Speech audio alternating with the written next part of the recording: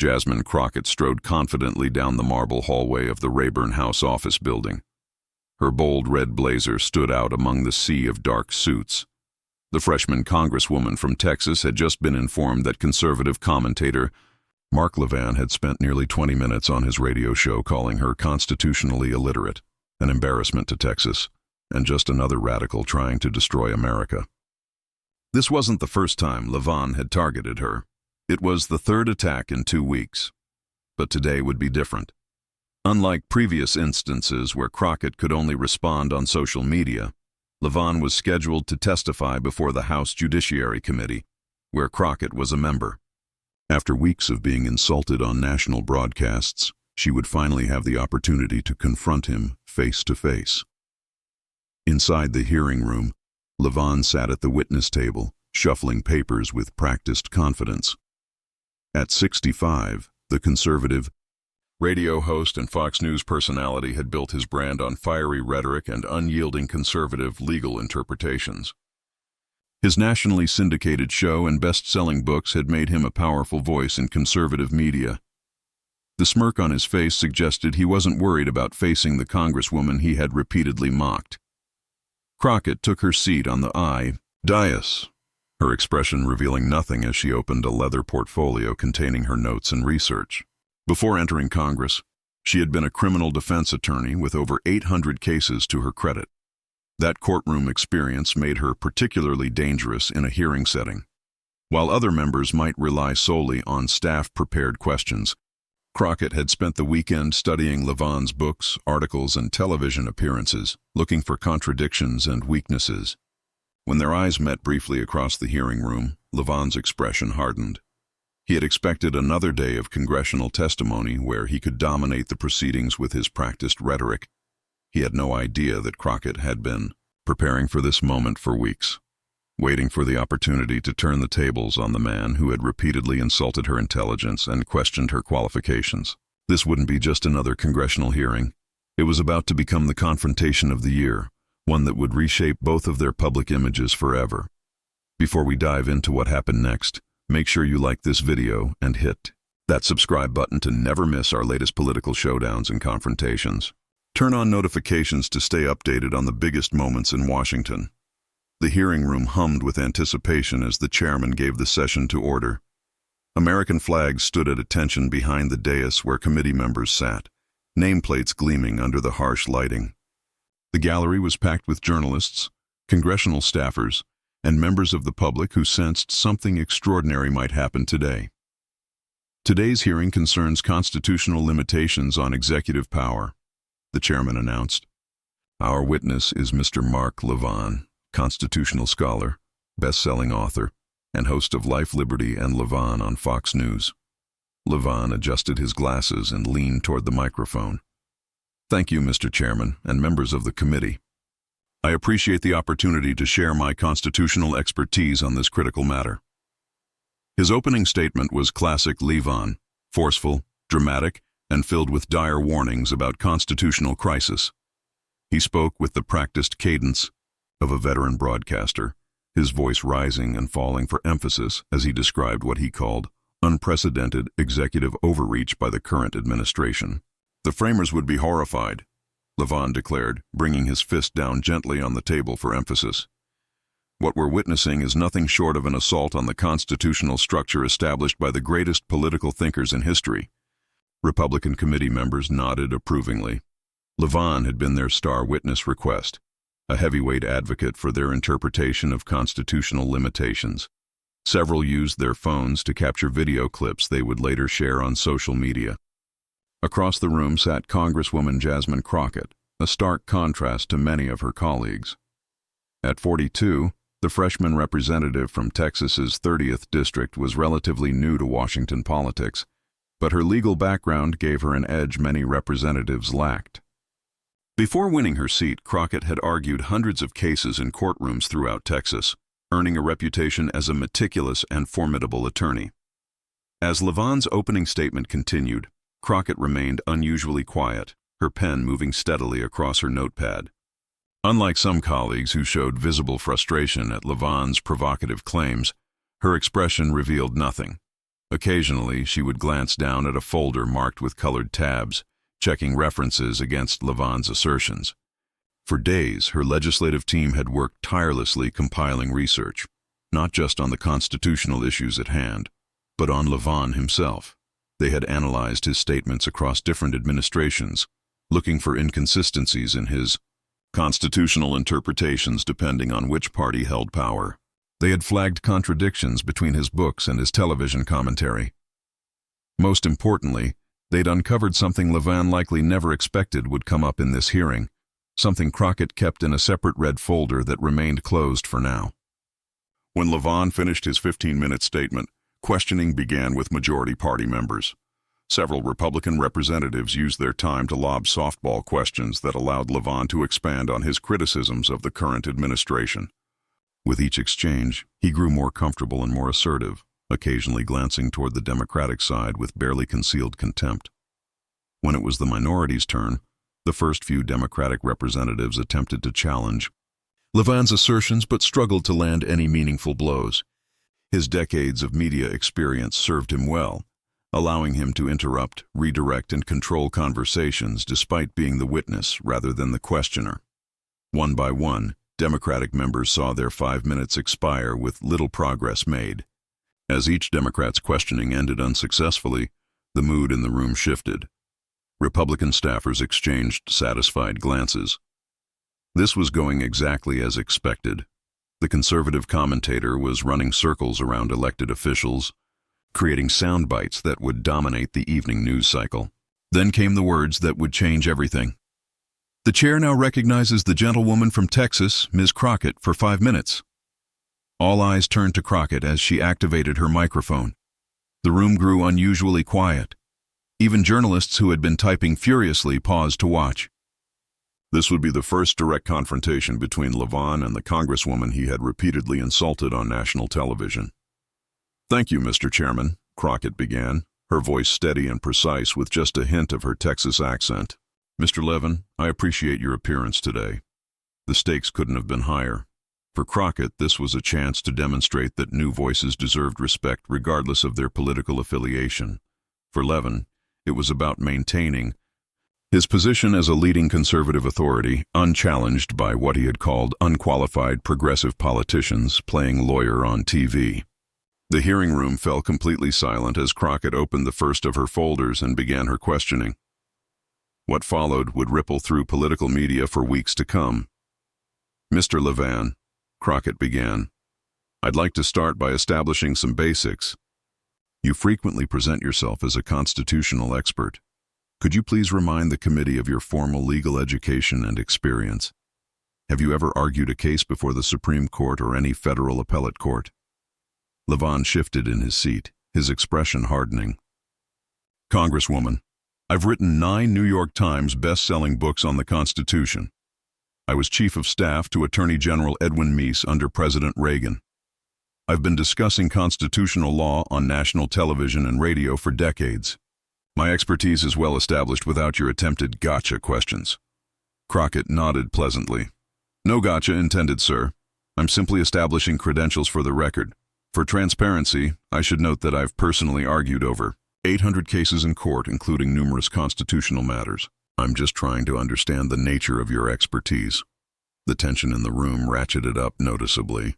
This wasn't the typical deference witnesses of Levin's stature expected. "My next question relates to something you said earlier," Crockett continued, holding up a transcript of Levin's opening statement. "You stated that, and I quote, 'The current administration has shredded constitutional norms. Yet in your 2017 book, you defended similar executive actions as perfectly constitutional. Do constitutional principles change between administrations?" Levin's face flushed slightly. "That's a complete mischaracterization of my work. Congresswoman, the contexts are entirely different, and if you'd actually read my books instead of pulling staff-prepared talking points—" "I've read your books carefully, Mr. Levin," Crockett interrupted, holding up a copy with dozens of yellow sticky notes marking pages. "In fact, I have them right here. On page 173 of this one, you specifically defend executive orders bypassing Congress as sometimes necessary, while today you called similar actions tyrannical. I'm simply asking you to reconcile these positions." Then came the words that would change everything. "The chair now recognizes the gentlewoman from Texas, Ms. Crockett, for 5 minutes." All eyes turned to Crockett as she activated her microphone. The room grew unusually quiet. Even journalists who had been typing furiously paused to watch. This would be the first direct confrontation between Levin and the Congresswoman he had repeatedly insulted on national television. "Thank you, Mr. Chairman," Crockett began, her voice steady and precise with just a hint of her Texas accent. "Mr. Levin, I appreciate your appearance today." The stakes couldn't have been higher. For Crockett, this was a chance to demonstrate that new voices deserved respect regardless of their political affiliation. For Levin, it was about maintaining his position as a leading conservative authority unchallenged by what he had called unqualified progressive politicians playing lawyer on TV. The hearing room fell completely silent as Crockett opened the first of her folders and began her questioning.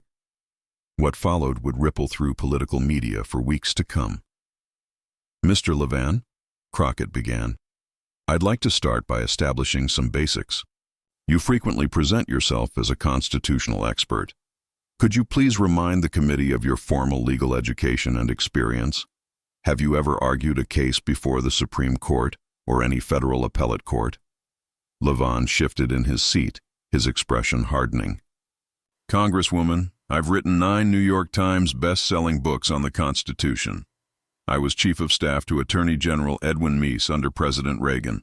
I've been discussing constitutional law on national television and radio for decades. My expertise is well established without your attempted gotcha questions." Crockett nodded pleasantly. "No gotcha intended, sir. I'm simply establishing credentials for the record. For transparency, I should note that I've personally argued over 800 cases in court, including numerous constitutional matters. I'm just trying to understand the nature of your expertise." The tension in the room ratcheted up noticeably. This wasn't the typical deference witnesses of Levin's stature expected. "My next question relates to something you said earlier," Crockett continued, holding up a transcript of Levin's opening statement. "You stated that, and I quote, 'the current administration has shredded constitutional norms,' yet in your 2017 book, you defended similar executive actions as perfectly constitutional. Do constitutional principles change between administrations?" Levin's face flushed slightly. "That's a complete mischaracterization of my work. Congresswoman, the contexts are entirely different, and if you'd actually read my books instead of pulling staff-prepared talking points—" "I've read your books carefully, Mr. Levin," Crockett interrupted, holding up a copy with dozens of yellow sticky notes marking pages. "In fact, I have them right here. On page 173 of this one, you specifically defend executive orders bypassing Congress as sometimes necessary, while today you called similar actions tyrannical. I'm simply asking you to reconcile these positions." Camera operator zoomed in on the book in her hand, capturing the highlighted passages. Levin's expression darkened further. "The gentlewoman's time," began a Republican member, trying to interrupt. "The gentlewoman still has 3 minutes and 40 seconds, countered the chairman, checking the clock. The first exchange had clearly caught Levin off guard, and everyone in the room could sense this was just the beginning of Crockett's strategy. Levin leaned toward his microphone. "Congresswoman, I've been discussing constitutional law since before you were in law school. This selective quoting is exactly the kind of dishonest tactic that—" Crockett cut in, her voice firm but composed. "I'm asking straightforward questions about your publicly stated positions. If quoting your own words back to you is uncomfortable, perhaps the inconsistency lies in your positions, not my questions." Murmurs rippled through the chamber. On social media, clips of the exchange were already beginning to circulate. Crockett vs. Levin started trending as viewers recognized the methodical trap being set. Levin's face grew redder. This is exactly why nothing gets done in Congress. Instead of addressing the serious constitutional issues facing our nation, you're playing political games for camera time. "Mr. Levin," Crockett replied, maintaining her composure. "On your show last Thursday, you called me constitutionally illiterate and an embarrassment to Congress. Today, when asked about specific constitutional provisions, You've deflected rather than answering directly. I'm simply giving you the opportunity to demonstrate the expertise you claim I lack. The atmosphere grew increasingly charged. Republican. Members shifted uncomfortably as Levin struggled to regain his usual commanding presence. This is outrageous, Levin retorted, his voice rising. I'm here as an expert witness, not to be cross-examined by someone who... But that's exactly how congressional hearings work, Mr. Levin. Crockett replied with a slight smile. Expert witnesses answer questions from representatives. That's literally the process. Are you suggesting you should be exempt from questioning? The gallery erupted in shocked murmurs. Levin's followers were accustomed to seeing him dominate conversations, not be put on the defensive by precise questioning. Let me move to my next question, Crockett continued, her composure unwavering as she turned a page in her notes. You've repeatedly criticized what you call judicial activism when courts strike down legislation you support, yet you've praised the same courts for striking down legislation you oppose. Can you explain this apparent contradiction in your constitutional interpretation? Levin's knuckles whitened as he gripped the edge of the table. The contexts are entirely different, Congresswoman. If you understood constitutional law beyond surface-level partisan talking points, you'd recognize that judicial review has situational boundaries. So, the Constitution changes based on which party passed the law being reviewed, Crockett asked, raising an eyebrow. That's a fascinating legal theory, Mr. Levin. The room tensed further. This was no longer just a congressional hearing.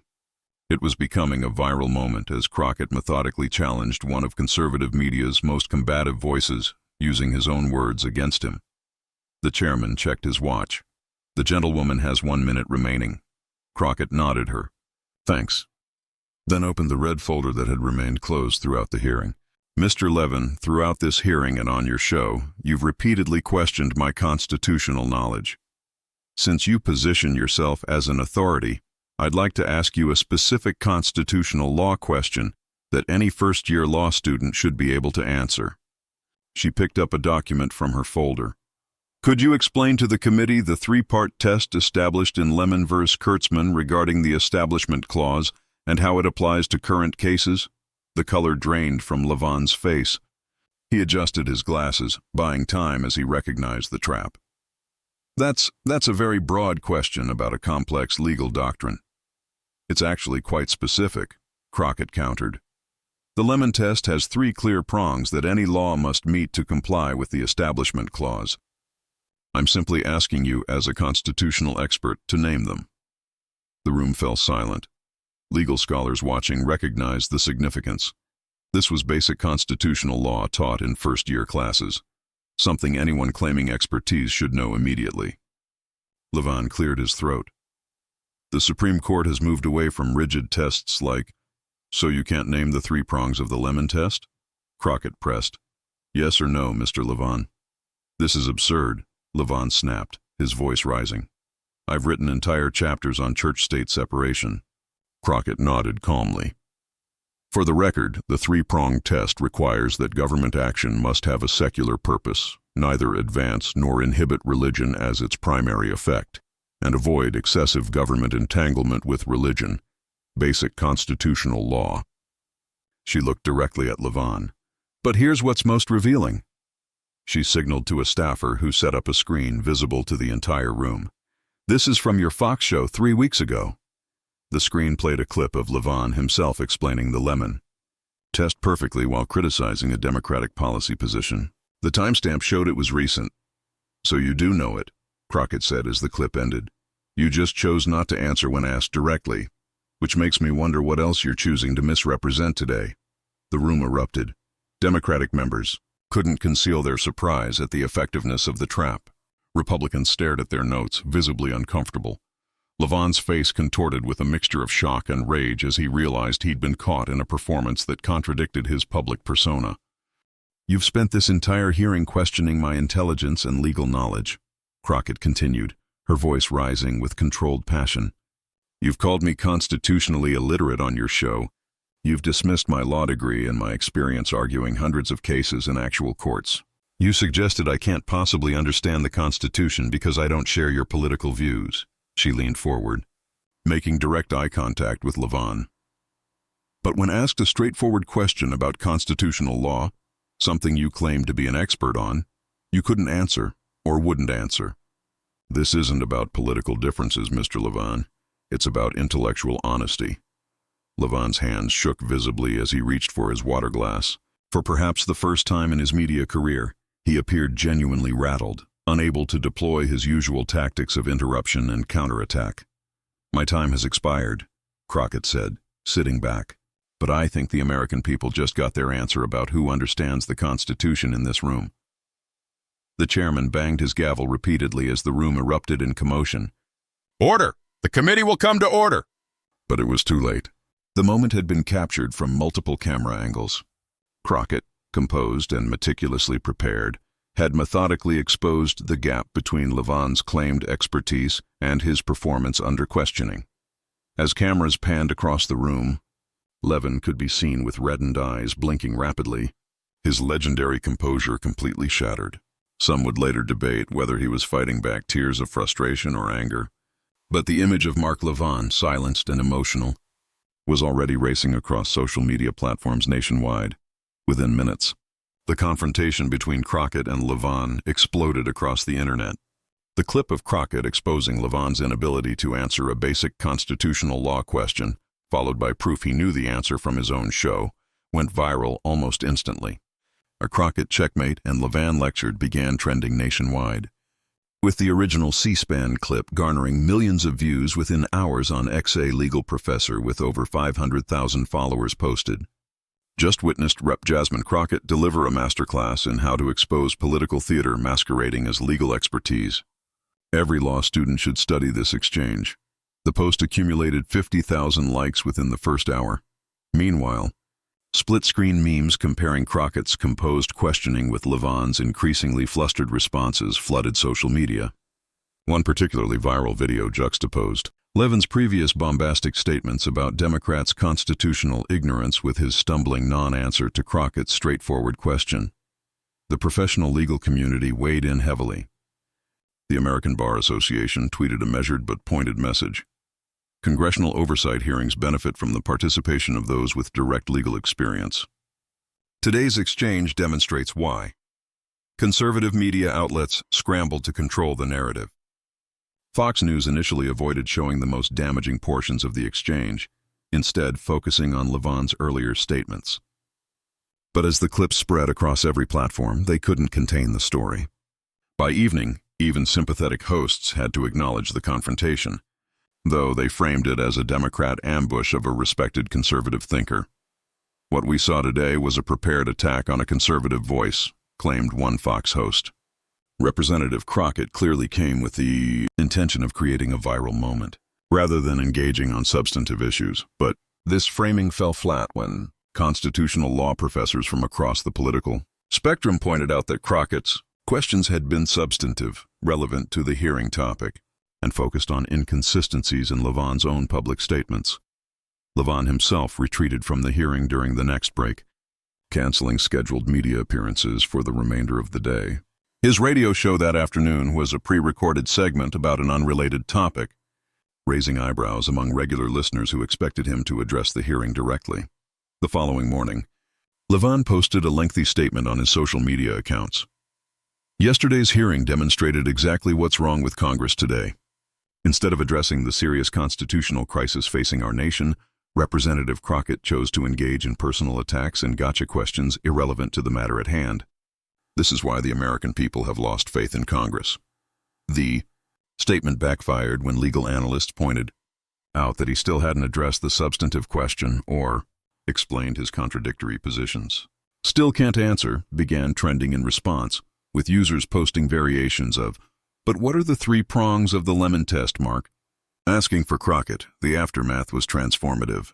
Major news networks that had previously given limited coverage to the freshman representative now sought exclusive interviews. CNN's Anderson Cooper featured her in a primetime segment titled New Voices in Congress, highlighting her legal background and courtroom experience. "Congresswoman, many viewers are just getting to know you after yesterday's hearing," Cooper began. "But you've been fighting these battles in courtrooms for years before coming to Congress. How did your experience as a defense attorney prepare you for moments like this?" Crockett's response emphasized substance over spectacle. In a courtroom, credentials and reputation mean nothing if you can't back them up with facts and legal reasoning. The same should be true in our political discourse. When someone positions themselves as an expert but can't answer basic questions in their supposed area of expertise, voters deserve to know that, she continued. I didn't prepare those questions to embarrass Mr. Levin. I prepared them because constitutional interpretation has real consequences for real people. When we debate these principles, we're talking about rights and liberties that affect millions of Americans. That deserves serious, consistent analysis, not partisan flexibility. The political implications spread beyond just the two individuals involved. Democratic leadership, recognizing Crockett's effectiveness, began featuring her more prominently in discussions about constitutional matters and judicial appointments. Her office reported receiving calls from senior party members who had previously overlooked the freshman representative. Republican strategists privately worried about the broader implications.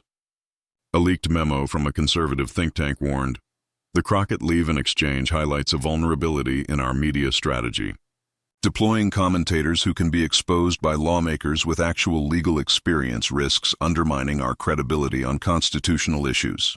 We should prioritize supporting voices with substantive legal backgrounds rather than just media personalities."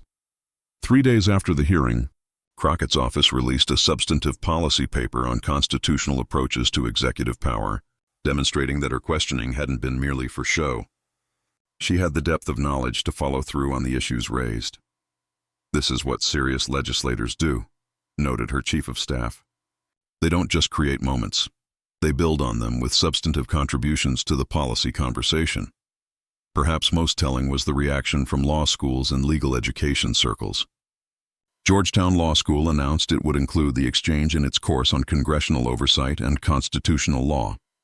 A professor explained, "This 5-minute exchange encapsulates important lessons about preparation, specificity, and the difference between media expertise and legal expertise." It's a perfect teaching tool. For everyday Americans watching the fallout, the lesson was clear. Credentials and volume don't necessarily equate to expertise. Crockett had demonstrated that preparation and actual legal knowledge could effectively counter even the most established media personalities. 2 weeks later, when Levin finally returned to his Fox News show, viewership data showed a noticeable dip from his pre-hearing numbers. The network quietly pivoted his segments away from direct constitutional analysis to broader political commentary. Without explicitly acknowledging it, Fox seemed to recognize that Levin's brand as a constitutional expert had been significantly damaged. Meanwhile, Crockett's political star continued to rise. House leadership appointed her to an important judiciary subcommittee, an unusual honor for a freshman representative. The message was clear. Her effectiveness had been noted and rewarded. The confrontation became a case study in effective congressional questioning, with Crockett's approach being studied by representatives from both parties. A senior Republican strategist privately admitted to Politico, "Love or hate her politics, what Crockett did was textbook perfect. She didn't get emotional, didn't make it personal, just systematically exposed contradictions using the witness's own words and actions." 6 months later, as Crockett delivered the keynote address at a major legal conference, another sign of her elevated status, she reflected on the viral moment that had catapulted her into the national spotlight. "It was never about embarrassing Mr. Levin," she told the audience of legal professionals. "It was about a principle that should transcend party lines. In a democracy, we must hold all voices accountable for the accuracy of their claims, especially those who position themselves as experts on our Constitution. The American people deserve nothing less." The standing ovation that followed suggested her message had resonated far beyond that congressional hearing room, changing not just 2 careers, but perhaps the nature of constitutional discourse itself in American politics. If you found this breakdown of the Crockett-Levin confrontation eye-opening, don't forget to like this video and subscribe to our channel for more in-depth political analysis. Hit that notification bell so you never miss our latest coverage of Washington's most dramatic showdowns. Comment below with your thoughts. Do you think Crockett's approach should be a model for other representatives?